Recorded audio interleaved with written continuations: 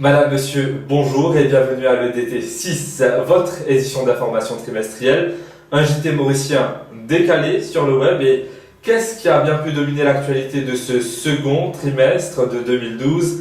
Réponse avec les titres.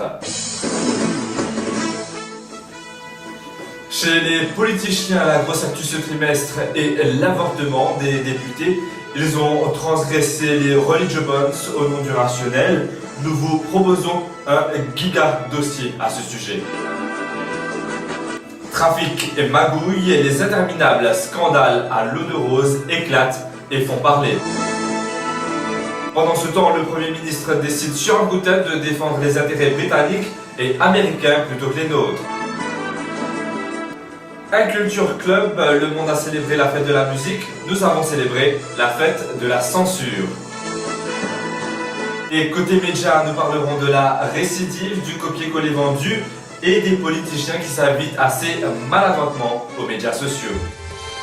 Le Conseil des ministres nous parvient à l'instant et voilà ce qu'il est écrit. Le Conseil des ministres s'engage à tenir le cabinet ministériel dans la maison des matelas désormais. Ceci afin d'assurer le confort des ministres durant leur sieste hebdomadaire. Bien, ouvrons la page des politiciens.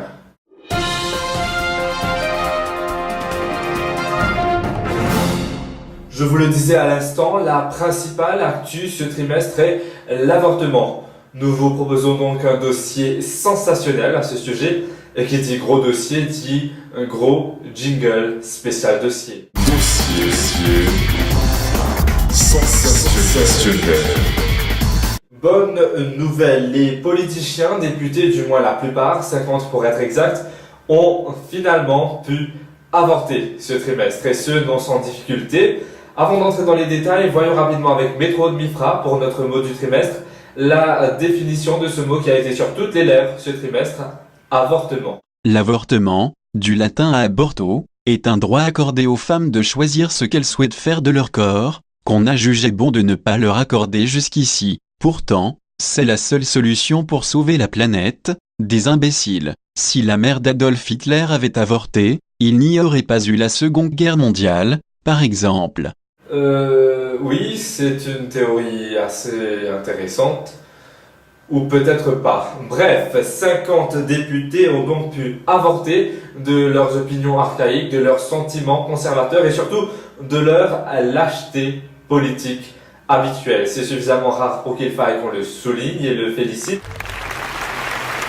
Et si ces députés ont pu avorter, c'est parce que ces opinions, ces sentiments et cette lâcheté étaient au tout premier stade embryonnaire. Pour au moins 15 autres politiciens par contre, les choses ont été un peu plus compliquées, les fœtus de l'intégrisme et de la lâcheté politique étant presque à terme, tant ils ont bien été cultivés, il faut le dire, ils n'ont hélas pas pu être avortés. Notre dossier spécial continue car avant d'arriver à cette bonne nouvelle, le parcours a été difficile. Vous le savez, certains proches de Dieu, qui soit dit en passant est la plus grande invention de l'homme, ont essayé de nous imposer leurs religious bonds, comme on les appelle. Ce sont des obligations religieuses qu'ils imposent à tout le monde. Précisons que cela était tout de même un peu bizarre pour un de si proches de Dieu, étant donné que l'avortement est légal, même au pays où siège son patron, le mal-aimé pontife. Mais pour revenir à Métroland, comme nous savons, ces obligations précises sont toujours les plus fortes. Elles font plier nos politiciens et il était donc un peu surprenant, même très surprenant, de constater le résultat final. Pour le coup, j'ai presque envie de crier au miracle.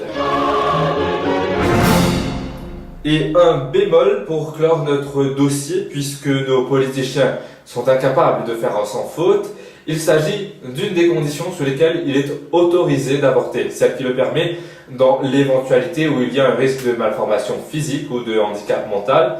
En gros, la loi nous explique que ce n'est pas super cool de mettre au monde des enfants handicapés, qu'ils sont moins bien que les autres enfants et qu'il vaut donc mieux s'en débarrasser avant. Et même si le ministre a essayé d'expliquer que ce n'était pas tout à fait ça, il en reste que c'est ce que dit la loi. Et bien sûr, oui, elle a parfaitement raison, la loi. Tout le monde sait que Beethoven a été, ou encore Stephen Hawking l'est toujours, en dessous, très très en dessous de la moyenne de l'homme normal, n'est-ce pas? Autre chose à présent, scandale à l'eau de rose chez nos politiciens. C'est un trafic assez spécial qui a fait trembler l'arène politique ce trimestre.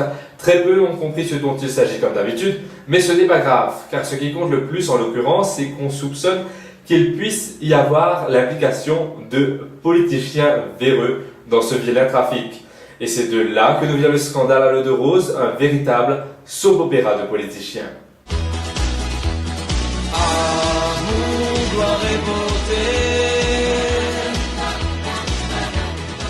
Ils s'accusent les uns les autres et brandissent des enregistrements secrets ou encore des sources officielles pour soutenir leur dire, et puis ils se menacent les uns les autres de se poursuivre pour allégations calomnieuses et diffamation. Mais il faut dire qu'en ce faisant, ils souhaitent surtout assurer leur blanchiment de cette affaire. Et pour résumer la situation, actuellement, ils sont les seuls à savoir toute la vérité, à jouer avec et à magouiller. Plus besoin de le faire dans notre dos. Même le grand méchant Ramelou, Premier ministre métrolandais, ne s'en cache plus d'ailleurs. Et nous continuons à nous croiser les bras, comme d'habitude. Parlons du Premier ministre, justement, qui se sent pousser des ailes et qui a surtout du mal à se rappeler de son rôle ces jours-ci, oubliant qu'il a été élu par les métrolandais et non par David Cameron ou l'armée américaine. Il s'est réveillé un matin en se disant qu'il plaiderait pour ces derniers plutôt que pour nous. Oui, le grand Ramelou a décidé que la base américaine, qui se trouve sur les îles Chaos, devait y rester, même si elle devait refaire partie du territoire. Cela alors même que tous les débats, les forums et toutes les conférences qu'il y a pu avoir sur le sujet ont toujours été très clairs. Pas de base militaire, c'est un point sur lequel il ne fallait surtout pas fléchir. C'est donc officiel, messieurs, dames, à chaque élection, nous élisons un Premier ministre qui défendra les intérêts britanniques et celles de l'armée américaine avant de défendre les nôtres. Vive la République! Du Premier ministre au dernier ministre, il n'y a qu'un pas, ou plutôt qu'un coup de pédale. La transition sans vilain jeu de mots pour évidemment parler de la balade à vélo que se sont fait quelques ministres ce trimestre, alors que les différents véhicules motorisés ont déjà énormément de mal à cohabiter sur nos routes. Les derniers ministres ont décidé de nous conseiller de rejoindre le Capharnaüm routier métrolandais avec, tenez-vous bien, nos bicyclettes. Pour nous y inciter, plutôt que d'ajouter des voies cyclables ou même, je ne sais pas, instaurer des subsides à l'achat des bicyclettes ou trouver une absurdité habituelle dans le genre, ils ont trouvé mieux.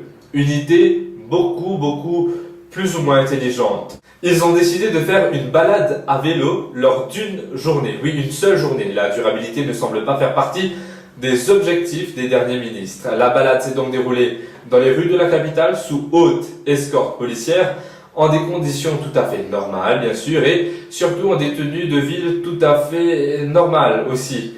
Je ne vous en dis pas plus, voici les images. Quand on partait de bon matin, quand on partait sur les chemins, à bicyclette. Gros coup de flop, très prévisible bien sûr, et pour Métroland Île Durable, il faudra repasser. Des incultes qui n'adoucissent pas les mœurs et de la musique muette. Alors que le monde entier ou presque a célébré ce trimestre la fête de la musique, notre beau pays a célébré la fête de la censure. Un groupuscule ultra minoritaire et ultra conservateur n'a pas voulu que l'immense Sushila Raman interprète ses titres phares lors de son concert, et l'organisateur du concert a décidé de se plier à leurs religious bonds, leurs obligations religieuses, et de lancer un ultimatum à la chanteuse. Celle-ci s'est donc faite muette lors de son concert. We're going to have 1 minute silence because we cannot do it. This is our protest. 1, 2, 3, 4.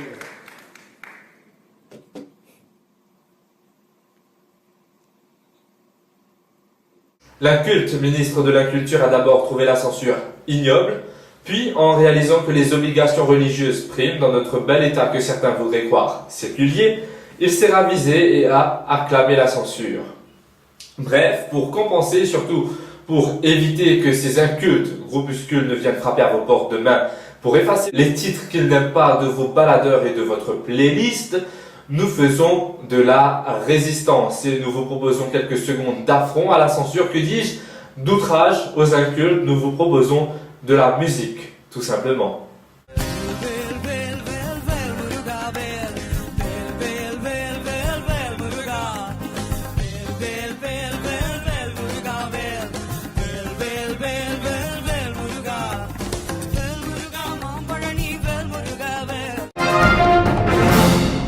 Avant de passer aux médias, nous avons une nouvelle d'importance exceptionnelle. Des extraterrestres envahissent Metroland.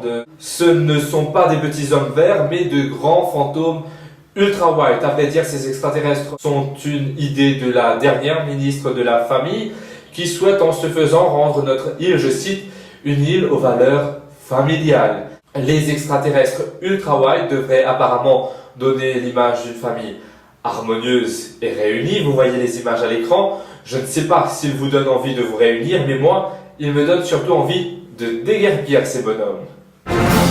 Ouvrons maintenant la page des médias.